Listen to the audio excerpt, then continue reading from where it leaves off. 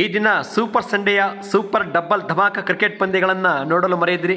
ಒಂದು ಕಡೆ ನಮ್ಮ ಮೆನ್ಸ್ ಕ್ರಿಕೆಟ್ ತಂಡ ಆಸ್ಟ್ರೇಲಿಯಾ ನೆಲದಲ್ಲಿ 3ನೇ T20 ಪಂದ್ಯದಲ್ಲಿ ಎದುರಿಸಲಿದ್ದು, ಈ ಪಂದ್ಯ ಆಸ್ಟ್ರೇಲಿಯಾದ ಓವಲ್ ಮೈದಾನದಲ್ಲಿ ನಡೆಯಲಿದೆ. ಮತ್ತೊಂದು ಕಡೆ ಸುದೀರ್ಘ 52 ವರ್ಷಗಳ ಕನಸನ್ನು ನೆನಸು ಮಾಡಲು ನಮ್ಮ ಭಾರತ ಕ್ರಿಕೆಟ್ ತಂಡದ ವನಿತೆಯರು ಇಂದು ನವಿ ಮುಂಬೈನ ಸ್ಟೇಡಿಯಂನಲ್ಲಿ ದಕ್ಷಿಣ ಆಫ್ರಿಕಾವನ್ನು ಎದುರಿಸಲಿದ್ದಾರೆ. ಈ ಎರಡು ಪಂದ್ಯಗಳು ಕ್ರಮವಾಗಿ ಮಧ್ಯಾಹ್ನ 1:45 ಮತ್ತು 3 ಗಂಟೆಗೆ ಪ್ರಾರಂಭವಾಗಲಿದೆ. ಈ ಎರಡು ಪಂದ್ಯಗಳಲ್ಲಿ ಯಾವುದನ್ನು ನಾವು ನೋಡಬೇಕೆಂದರೆ ಮರು ಮಾತನಾಡದೆ ನಾನು ಹೇಳುವೆ, ಅದು ವುಮೆನ್ಸ್ ಭಾರತ ಹಾಗೂ ದಕ್ಷಿಣ ಆಫ್ರಿಕಾ ತಂಡದ ಫೈನಲ್ ವರ್ಲ್ಡ್ ಕಪ್ ಪಂದ್ಯ ಎಂದು ಮುಲಾಜಿಲ್ಲದೆ ಹೇಳಬಹುದು.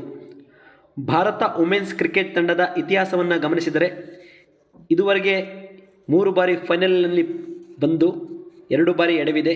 ಇದು 3ಕ್ಕೆ ಮುಕ್ತಾಯ ಎನ್ನುವಂತೆ ಈ ಬಾರಿ ದಕ್ಷಿಣ ಆಫ್ರಿಕಾವನ್ನು ಸೋಲಿಸಿ ಭಾರತ ಶತಾಯಗತಾಯ ಈ ಪಂದ್ಯವನ್ನು ಗೆಲ್ಲುತ್ತದೆ ಎಂದು ಎಲ್ಲ ಭಾರತೀಯರು ಭರವಸೆಯನ್ನು ಇಟ್ಟಿದ್ದಾರೆ. ಆದರೆ ದಕ್ಷಿಣ ಆಫ್ರಿಕಾ ತಂಡವನ್ನು ಕಡೆಗಣಿಸುವಂತಿಲ್ಲ.